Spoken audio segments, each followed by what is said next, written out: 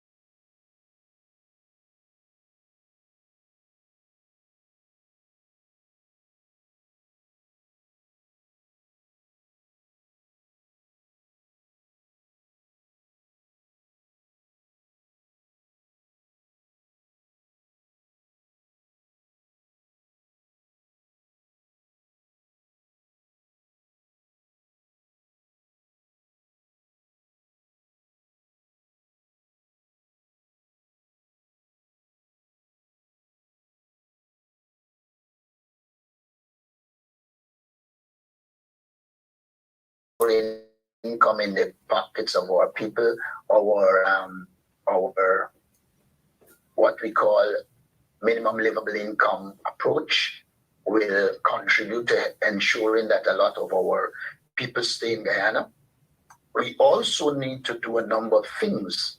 We need to really do a proper survey of the jobs that are needed in Guyana and ensure that the university is structured to satisfy those jobs, and not just a case where people go to the university and then when they come out, there's no relationship between they graduate and the jobs that are needed. So there is need for that survey, and then there is need for us to reorganize our training in a way that it satisfies the market. And so things like that we will do. It also has to do with giving people hope. People must have hope that the society will turn around and that they can live in a safe environment. One of the things that pushes migration while the PP is in government is the continuous violation of the rule of law, the shift towards authoritarianism. As a government, we will promote democracy. We will not politicize the police force and use them against people. People's freedom will be protected. And so in that circumstance, graduates are more likely to stay and work in Guyana. And I do believe that side by side with that, we need some specific training programs to target our graduates and make them feel comfortable that being at home is the best thing and that there are opportunities for them. I just want to add to that as well that what an indictment of the government that we're still talking about people leaving Guyana, despite Guyana having the fastest growth rate in the world for several years. That is if that is not an indictment of the government's performance, I don't know what is. But in addition to that, really it's going to be night and day when it comes to university graduates and the University of Guyana when we're in office, because we believe, as the leader has said in his budget speech as well, that the University of Guyana should be one of the best institutions in the world when it comes to oil and gas matters and many other matters, that we should properly fund the university so that graduates have the type of high quality education that they could receive at the best universities in the world, and that we have to aim higher. We have, again, we always say this, the second most barrels of oil per person in the entire world. Our university should be invested in, and our graduates should be invested in, so that they can be great successes, and in their success, bring success to Guyana. Of course, there will always be people who will look to migrate, but really we should ensure that everyone who is graduating from the university feels happy to stay in Guyana, feels that they'll be fulfilled to stay in Guyana. And what the leader is talking about there in terms of ensuring that university graduates have good jobs is quite vital, because a lot of university graduates have complained that they don't have good jobs. But even right now, we're saying that university graduates should be receiving that university attendees should be receiving a student stipend to help them make it through university to deal with some of the expenses that come from studying. So it's going to be night and day when it comes to University of Guyana. And we're going to ensure that every graduate feels happy about working and living in Guyana. I think in addition, it should be pointed out that while GOAL exists, what it does is put resources in other institutions rather than the University of Guyana. I think we need to concentrate more and put in resources in the University of Guyana. We need to improve the research capacity, because when a student finishes a first degree, the university must be so equipped that they can go on to a master's, and we should be planning in such a way that we are bringing home to Guyana and developing right here persons who are going to pursue their doctorate and become professors, so that the university has the academic capabilities to improve its performance at every level. And so one of the fundamental problems is that the government does not fund the university properly. They seem not to think much about the university. Or we will have a totally different approach to the university. We will see the university as an important institution. Side by side with the university is the Institute of Applied Science and Technology, which should also be beefed up in this circumstance. and given the kind of resources that they become involved in research that can lead to other developments. We're talking about trying to get cheap electricity, but in this country, we have a lot of clay that we can probably set up a tile factory and produce our own tile, clay bricks. There are a number of things we can do. And if the Institute of Applied Science and Technology is used to do research and to come up with proper solutions, etc., from a technical and scientific standpoint, then I believe we'll be in a far better position to keep our graduates, because the very Institute of Applied Science and Technology will become one of the places that attract graduates. Also, we have to improve on the question of developing entrepreneurs through small and micro businesses. We also have got to engage our university students and let them understand the importance of being in business, and that when you get a degree, you don't necessarily have to work in a public service or work somewhere. You can become an entrepreneur and push the development of your country. Thank you. Just to follow up, and I had another question.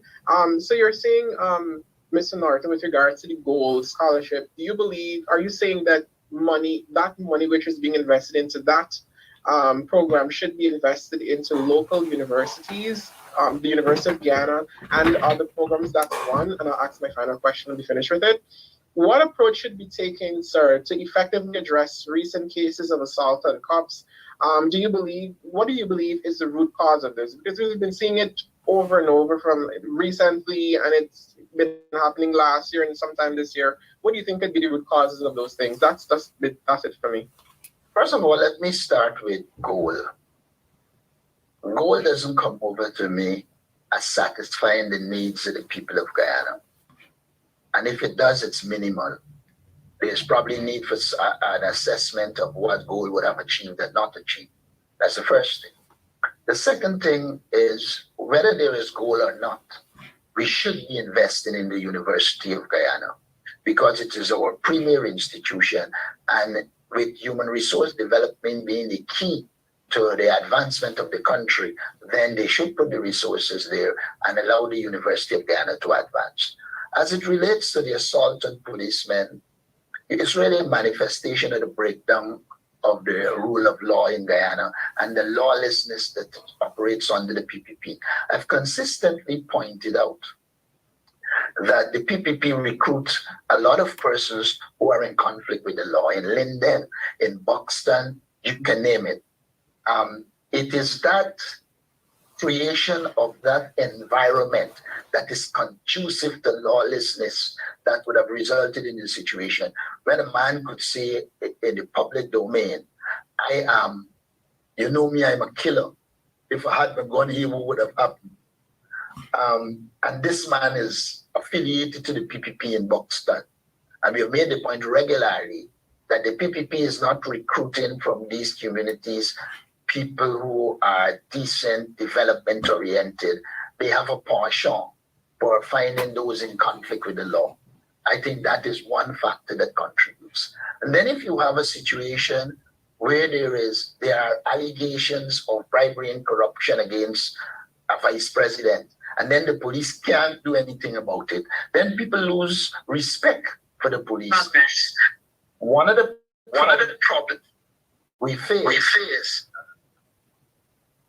problems we face is that the government has politicized the police force and treated them in such a way that now ordinary citizens and the people who link to the PPP operate in such a way. We had a case where a PPP activist bit a policeman. And when one believed that that activist will face action, the policeman was transferred. So what you did there is to signal to your people running wild in the streets that, look, you could do policemen anything and get away with it once you are close to the People's Progressive Party. And mind you, if you have a president that has had 19 fraud charges, not taken through the court, but just arbitrarily dismiss, you send the signal that lawlessness is acceptable. It being in conflict with the law is acceptable.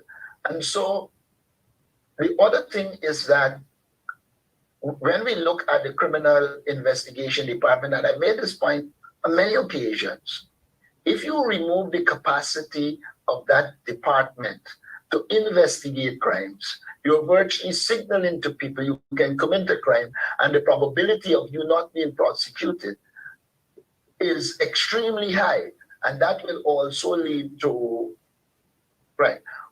I must also add that sometimes our policemen step over the line, but even if they do, they should not be assaulted.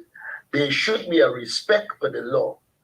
But to the extent that you do not have avenues to ensure there is redress when policemen, rogue ones, but there are many decent policemen who do their work, but when the rogue ones transcend the law, then we will have problems. And then in the police force, there are many reports that junior people in the police force who have links with the People's Progressive Party are overriding senior ranks. And that also contributes to a breakdown of the line of command in the Ghana police force. I mean, yesterday when it was said that the perpetrator of that act that we were talking about was charged, people were trying to find out, well, like the government didn't get to intervene in quick time, or somebody in the police force didn't bother with them and proceeded to enforce the law. The problem is there is not the uniform enforcement of the law. The government has politicized law enforcement. There is selective use of the law. And we just finished, or we are still dealing with the situation where PPP people committed forgery, fraud, and under the law passed by the very PPP regime, those are offenses and should be prosecuted. The police commissioner and the Ghana police force failed to act, which leaves us with another option which we have to take. But if in a society people are satisfied that once they have political coverage, they can violate the law, then policemen will be disrespected, and the things that are happening to policemen will happen. If you saw the picture that was posted by some Guyanese, the man who is accused of assaulting the police and seeking to flee, he was standing proudly behind Minister Charles Ramson in a meeting, you know. So it is evident he felt he had the cover of the People's Progressive Party, and therefore is inclined to act in such a way. I'm waiting on a report from Berbice about similar activities in New Amsterdam recently, and we'll report on that. Thank you. Ms. Tamika Garnett.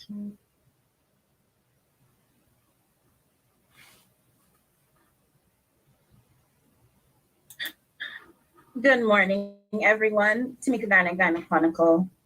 Mr. Norton mentioned that he had a meeting with Exxon. Mr. Norton, can you say if in your meeting, did you indicate to the company your party's plan to renegotiate their PSA if your party assumes government? And if so, can you say what that discussion was like? We had no discussion on that issue. Is there a particular reason you didn't discuss with the company your party's plans to renegotiate the PSA if you get into government? We have already said that our party's approach is to ensure that the people of Guyana benefit from our oil and gas sector, and whatever is required to ensure that our people benefit, we have made it very public here and all around that we will do it.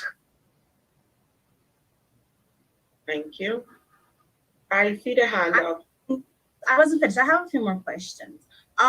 Yesterday in the Public Accounts Committee meeting, The committee dealt with matters under the former Ministry of Indigenous Peoples Affairs, where it was documented that in several cases across a number of years, that ministry signed contracts with contractors prior to the contract being awarded by the relevant awarding authority. Given how this affects the accountability of the APNU, Mr. Martin, can you say what are your thoughts on this situation having occurred and what you would say on how the party will ensure such flouting of procurement procedures are not done in the future under your party? First of all, I didn't hear about that. But may I say this to you? From the time I know the People's Progressive Party in government, that has been a normal practice. And there are a number of Auditor General reports that reprimanded the PPP for that kind of behavior. I don't know of the specific case, but what I can say to you, a government led by us will be a government that is accountable, is transparent, and things like that we will seek to root out. It's not an event, it's a process. There are still public servants who sometimes become involved in those activities, but I believe it is the responsibility of the minister in terms of giving political direction to ensure that that doesn't happen.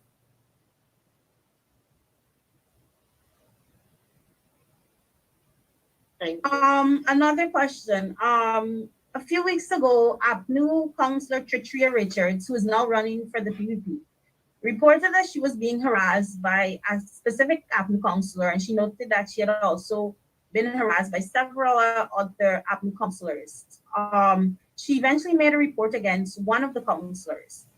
As we head into local government elections, have you or the party as a whole spoken to party members and supporters about a code of conduct or their need to refrain from harassing members of any opposing party or entity?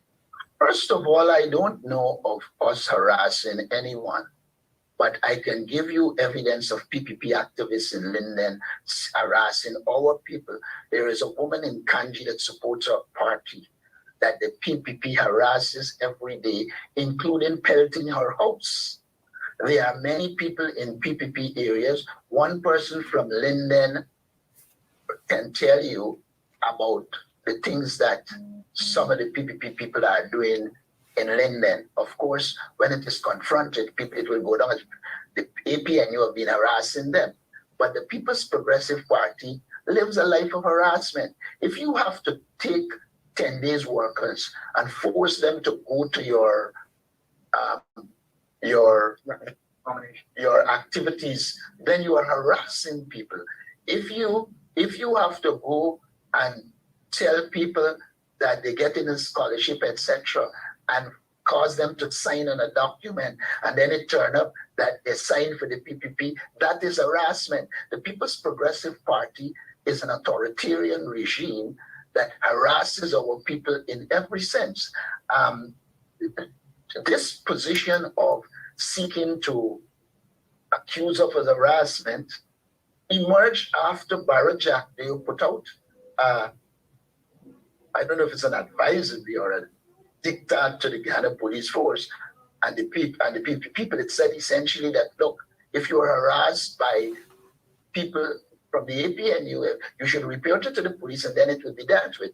Once you saw that, you know that nobody from the APNU had to harass people, they will be sent to say that they were harassed. I wouldn't comment on Tricia Richards. The people in that area, when they vote, will deal with her and deal with her condignly. All right. So are you saying what are you saying essentially, that if someone is faced with harassment from an APNU member, is there do you have anything to say to those persons on what they can do if they are harassed by an APNU member? Well, first of all, APNU members aren't harassing anybody, so I don't have to tell you what we will do. When we speak to our comrades, and say to them, you campaign for a party. The PPP is a government that has given us all the ammunition to campaign. You don't have to harass anybody. All you have to do is campaign on the facts. If the PPP tells people, including one Jill, that look, if you want a street bill, you have to support the PPP. When we campaign and we point out to people that this is wrong, that our people are entitled to have their road bills built because they pay taxes. Now, if the PPP is using that as a condition, again, they are harassing our people. All I will say to you here is that we have an organized, structured campaign in which we will deal with the issues, identify the shortcomings of this government that has oil money and our people are living in poverty. They can't deal with the high cost of living. They're mismanaging our country. We don't have any need to harass anyone. We just need to put the facts out there.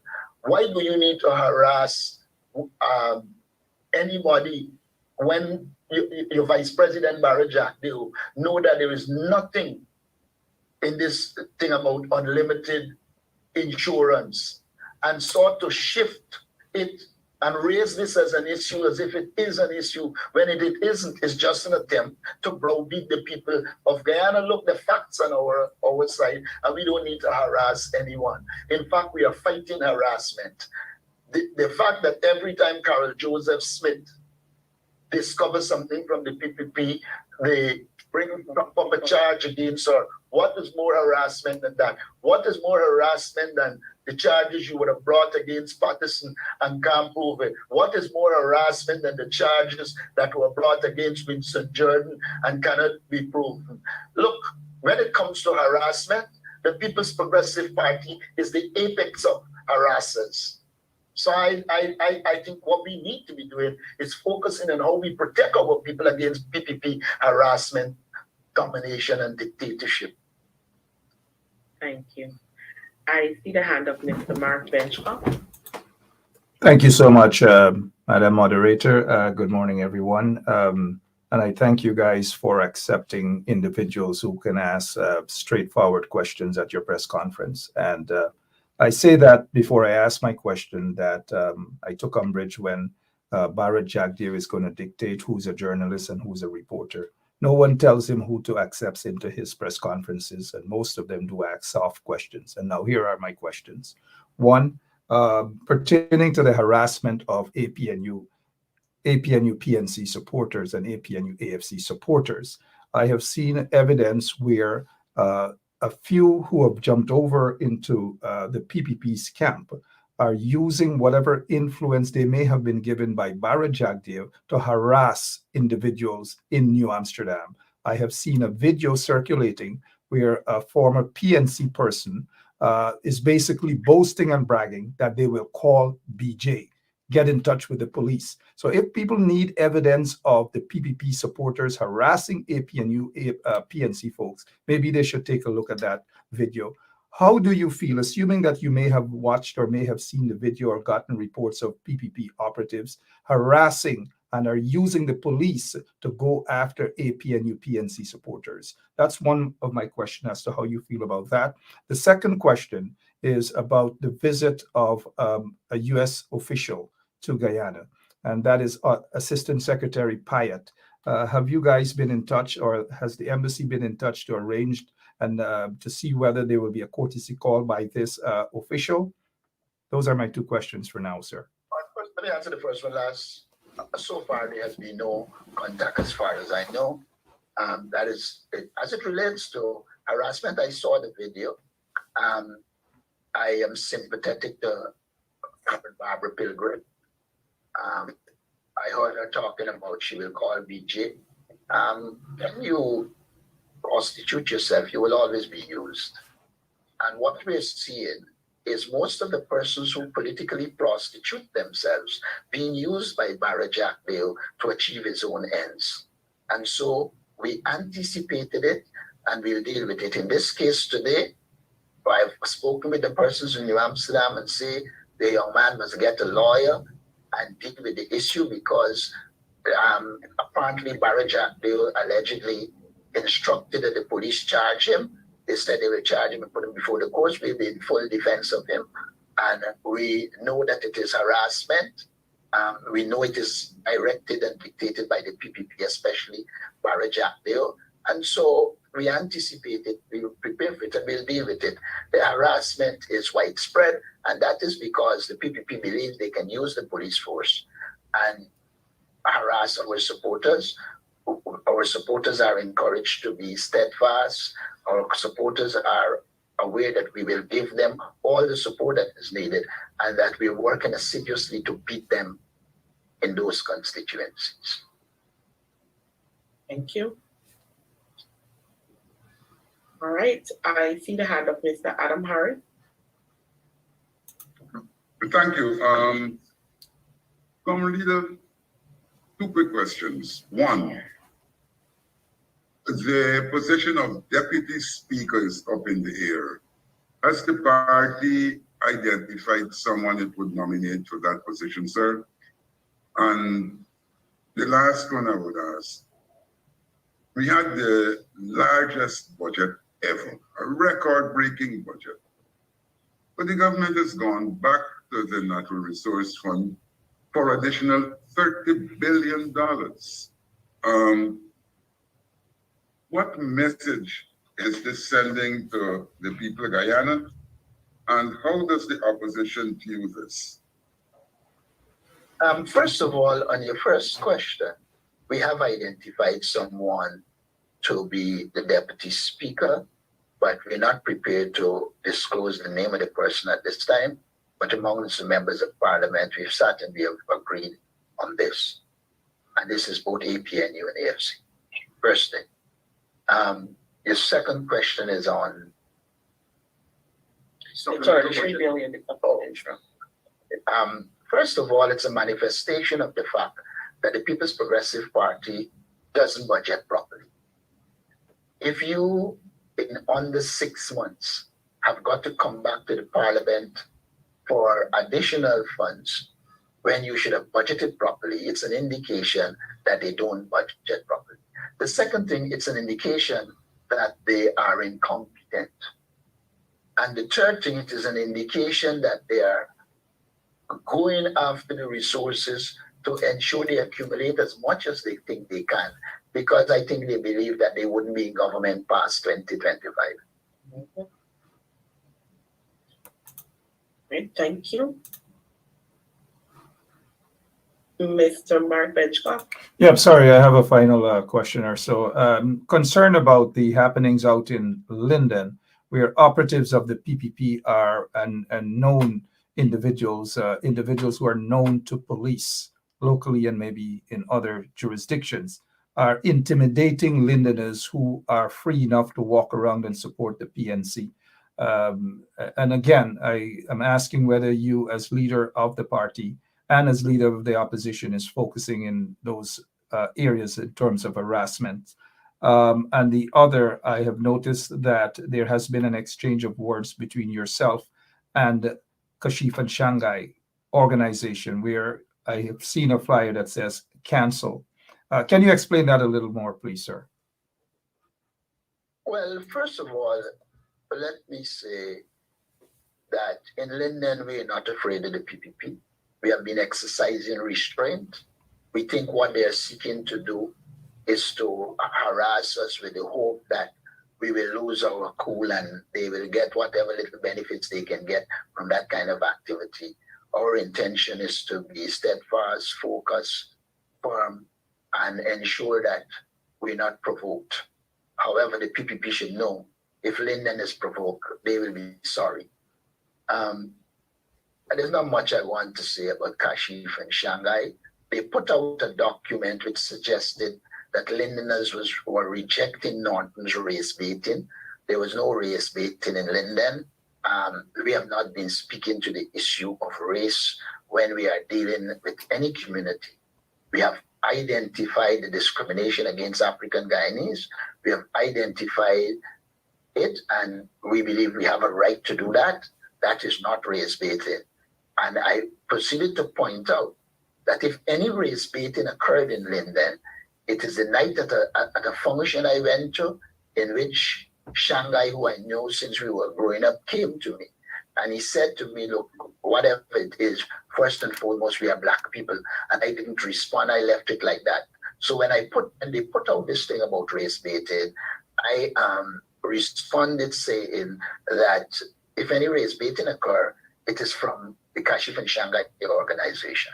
Now, in Linden, it is well known that the Kashif and Shanghai organization focuses on money, and that they with the PPP to get money. In the post, I did make it clear that it is a kind of a continuation of the style of the PPP. One of the persons in the Kashif and Shanghai thing is a fugitive from justice. That was pointed out. We saw the second one as can't help himself. And then there is also a lot of other cases related to illegality that surrounds them. And therefore, we don't see them as a threat or anything of that sort. And all the thing of cancel said was essentially, in the minds of the people of Linden, these trees are cancelled out. Finally, Mr. Norton, concerning the almost $300 million given to the same names mentioned, Kashif and Shanghai, and others for a school to be built. It's approaching almost 3 years and nothing is yet. Nothing at all, a waste of taxpayers' money. Your take on that? And then I have a question to Mr. Lowe concerning the additional $41.6 billion withdrawal from the oil fund.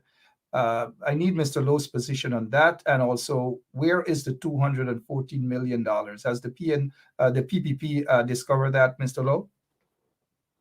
All right, let me deal with the first one that was asked. I mean, the school is a manifestation that the PPP doesn't govern in a proper way. They don't believe in good governance. They believe in giving everything to their friends, their families, and the favorites. In this case, that group is a favorite, and so they got it. But they lack the technical and other competence. In fact, I heard a laugh at the explanation that they can't get sun. Linden has more sun than virtually anywhere else. But the PPP isn't focused on the development of our people. Unfortunately, the children will suffer because they will be in crowded classrooms, etc. And that school would have helped to improve the situation. But for the PPP, what matters is not the building of the school. Is two things I think matter. One, the appearance that they're doing something. And then I'm hearing in the grapevine that Jack Bill is alleged to be saying, well, they can't say we can give them nothing. We give them, we know they can fail because they ain't got the technical and other capabilities to deliver on the school. So it also appears to be a plot on the part of the PPP to make some of the people who support them and they want to make fail. And so they gave them a project that is way above their ability to handle, and they didn't give them the requisite support so that they could handle it. And so they are failing. And probably the PPP has killed two birds with one stone. Thank you very much for the question, Mark. Now, I actually think these issues are a bit related, because as you speak about a withdrawal from the NRF, anytime we see the government spend Guyana's revenues from the oil and gas industry, one of the concerns we always raise is that the government pays little attention, has no interest in ensuring that money is spent well, that we have value for money, and that projects are actually conducted in the way that they should be conducted. Now, this project regarding the $300 million school is a perfect example. When this contract was first awarded, there was furor, and many people raised the question as to whether a company without the requisite experience should have access to such a large contract. I mean, $300 million is a lot of money. Now, every time we therefore see the government preparing to spend additional oil revenues, and of course they've made it clear that they're going to spend these monies on infrastructure. Of course, building of a school is an example of infrastructure. We believe, of course, that infrastructure is important, but we believe that the money must be spent in a way to give the Guyanese people value for the money that is being spent. There is no point in allocating hundreds of millions of dollars and not being able to come up with what it is that we were supposedly spent all this money on.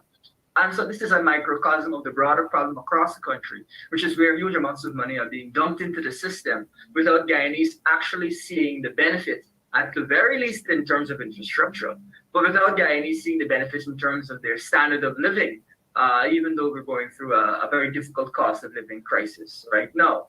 Now, the other side of that, and this is the follow-up with your other question, the 214 million US that was indicated is available for the country, or could be available for the country to recover from the first audit. We've not seen the government make any additional statements on this. This is again a very serious matter, because that is 214 million US that could be used to better the lives of the average Guyanese. That is 214 million US that could be used to ease the cost of living crisis.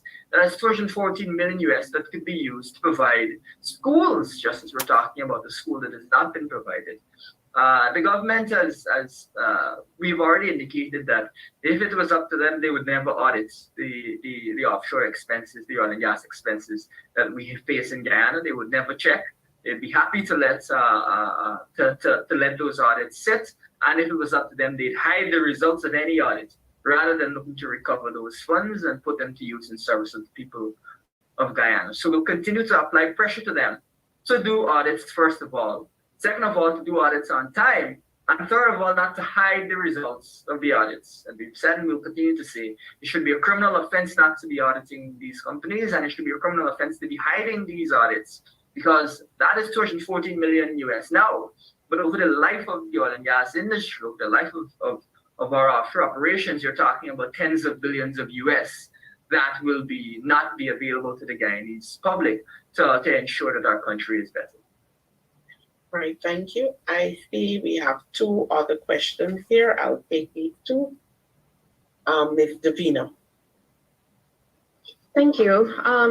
My question was actually concerning the withdrawal from the NRF. Mr. Norton, we heard that the government withdrew an additional US 200 million from the fund.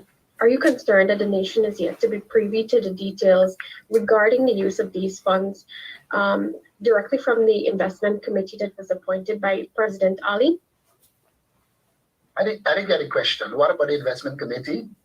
I'm asking if you're concerned that the nation is yet to know exactly how these funds are being spent, given that we haven't heard from the investment committee that was appointed by President Ali. All Guyanese should be concerned. We believe that there should be proper oversight, and that our withdrawals and spending should be carefully monitored. We, however, acknowledge the fact that the government has no interest in a transparent and accountable approach.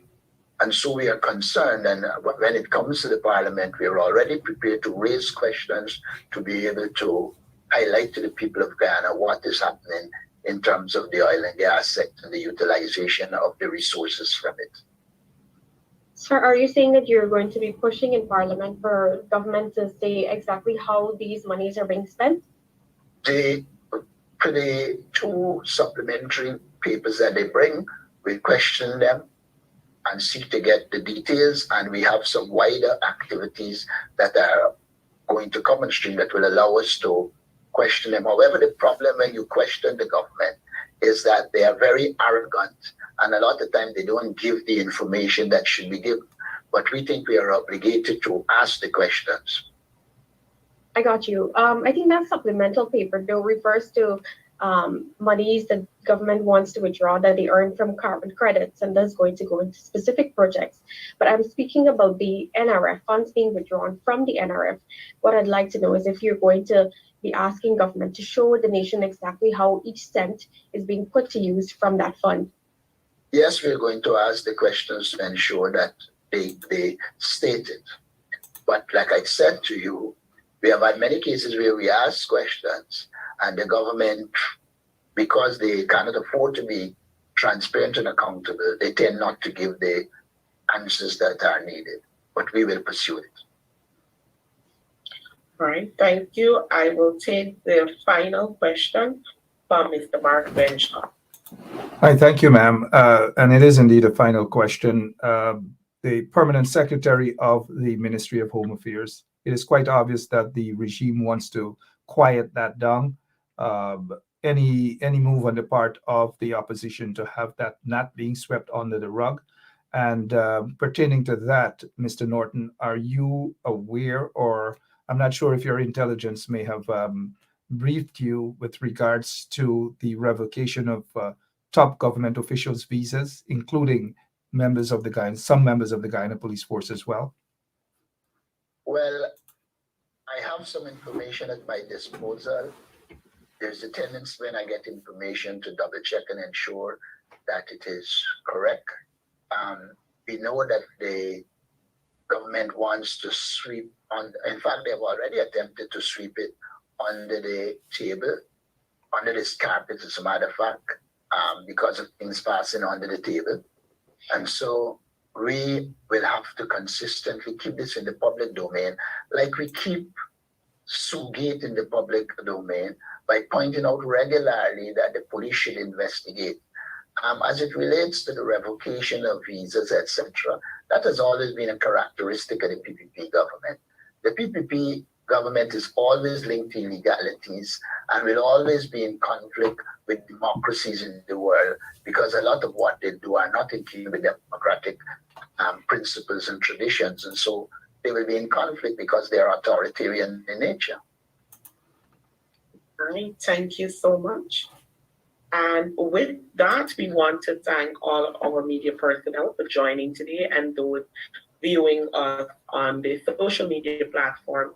Do have a wonderful afternoon.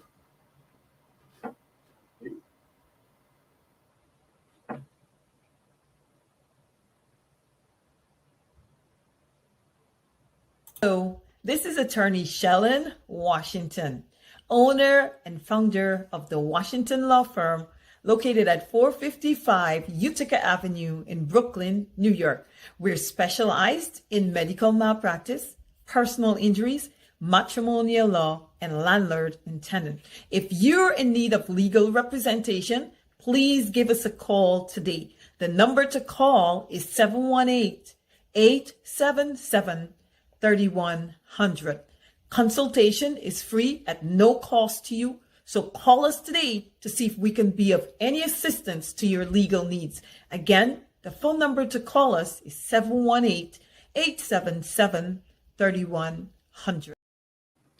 All right. Hey, guess what? It's morning time. It's Tuesday morning. Well, it's afternoon, right? What's happening in your neck of the woods? Good morning to all of you. You just heard that press conference there. And I deliberately got into that press conference because no one is going to try to drive me away or decide on where I go and what I do. At Tad Timor's last press conference, he did question why I was there and that I am no journalist and all manner. I don't need for this guy, or we don't need for this guy to dictate where we should go and what we should do and questions that we should ask. You know, he should focus at his public rally. Every Thursday, he has a public rally, or Friday or whatever. He calls it a press conference. So about 2-3 hours, he sits there and all he does is wants to hear his voice and a bunch of nonsense he speaks. And those reporters are afraid to ask questions. Those reporters, some of them are not reporters, and we know that, but nobody dictates who walks into his so-called press conferences and asks questions. Anything else happening in your neck of the woods? And in fact, I will be back when the opposition leader has another press conference. I will be there again. If he has another one this afternoon, I will be there again. You know, so good. I am all fired up. I will be there at the press conference.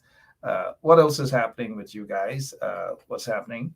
Let me get a quick update from you guys. Good morning to all of you. The $41+ billion. They want to steal the money. That's what they're about. The PPP, a bunch of criminals, and we are seeing one right here. A criminal has been a criminal for a long time. Now, concerning the Barbara Pilgrim situation. Concerning the Barbara Pilgrim, we did hear the opposition leader comment on a situation out in New Amsterdam where Barbara Pilgrim I don't know, waste of time. People in New Amsterdam doesn't like her, wouldn't be voting for her.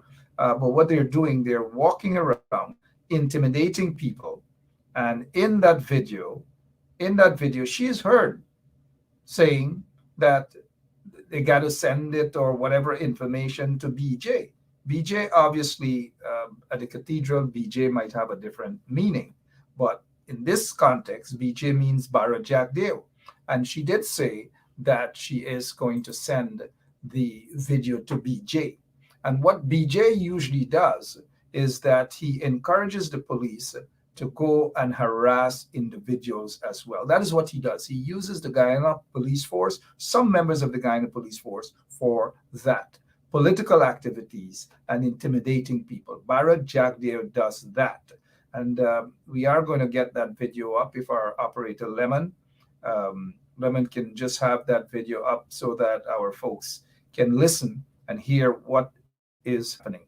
We are also monitoring situations out in Linden as well, where some goons of the PPP believe that they can intimidate persons. Some goons, mind you, of the PPP believe that they can do that. So we are going to get that video up shortly. Let me see some of your comments. Deborah Sharona, Lynch is saying that is money for the votes. In other words, what she is saying is correct, that it is money. They want to buy votes. And the more money they get, they believe, the more votes they can buy. I repeat, the more money the PPP can thief out of the the oil fund. The oil fund. The more money they can thief is the more money they can go out and promise people to jump the fence, promise people to put on red t-shirts and make it appear that they are supporting the PPP or voting for the PPP. Because I know a few, and I don't want to say that it's a heck of a lot of people who are jumping over and wearing their red shirts. That's not true. Again, that is not true. And the PPP knows that. Jack Deere knows that. And so it's just for propaganda purpose. They just pay somebody $5,000 or give them a box of Chinese food with little whatever inside, beans and these sort of things. Now let's go to that video where Barbara, I want you guys to listen to it carefully. Please do. And you will see exactly what we're talking about. We're not going to be like some reporter who jumps up to ask questions and then there's no evidence. We ask questions when we have evidence. Here is the evidence. Take it to another area. Yeah, you want custody? You want custody? Fuck you! You want custody? Take it to another area. I got my road. Yeah, do me nothing. I tell you, yeah, do me nothing. Why you talk too far, y'all fucking ass? Move from here. Move from where? Move me. Move me, no? Don't worry. I said you move. Move. White people are free to make their own decision. How you doing? I fuck you. I can't fuck every fucking way.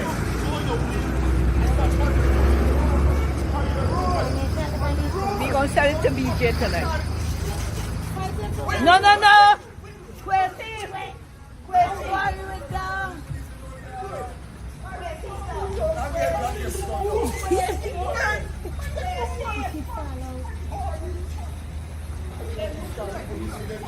Call the police, man.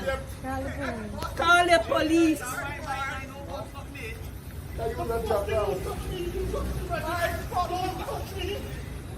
Quincy. Get the policeman. Yes, get the police. I just see them watching all this.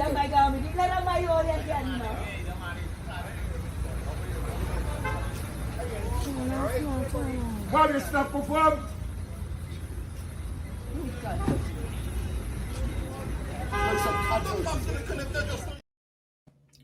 Good. So you heard that there, right? Call the police. You heard. You see her, right? You guys know. And she has no support, none whatsoever.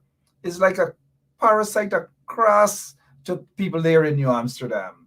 And so they were having a meeting with about 3 or 4 of them.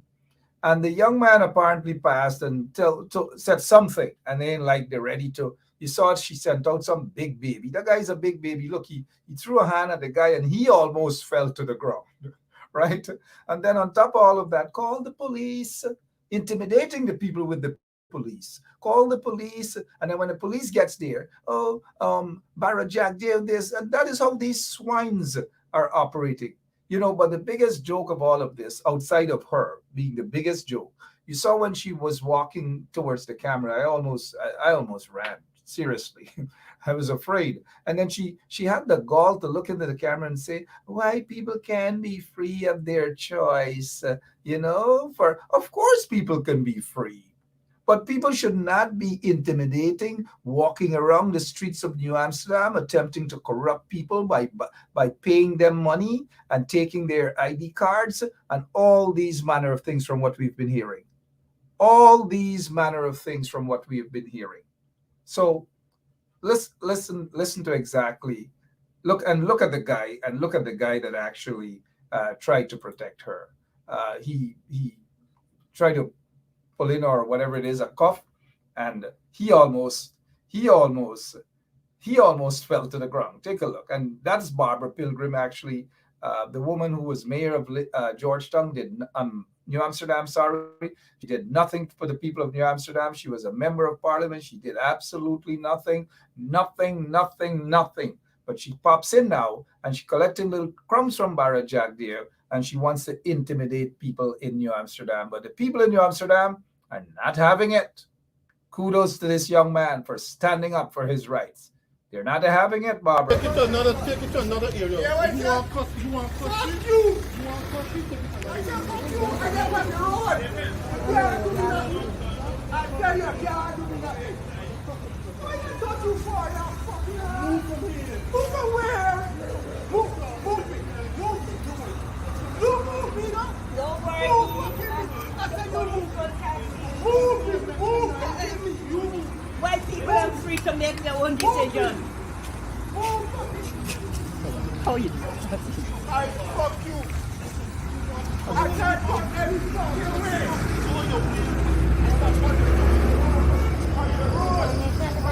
We gonna sell it to BJ tonight.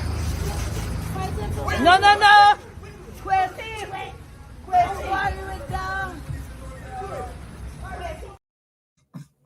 Kwesi. Kwesi couldn't even throw a hand. You saw what Kwesi did? Kwesi, look at Kwesi. These people are crazy. Not just Kwesi. They are crazy. Stay focused, guys. Stay focused, right? Just stay focused. Don't be intimidated. Just do not be intimidated by those who are now wearing, the few of them, very few of them, not more than 25 of them. Trust me, not more than 25 of them who have been paid to wear red T-shirts.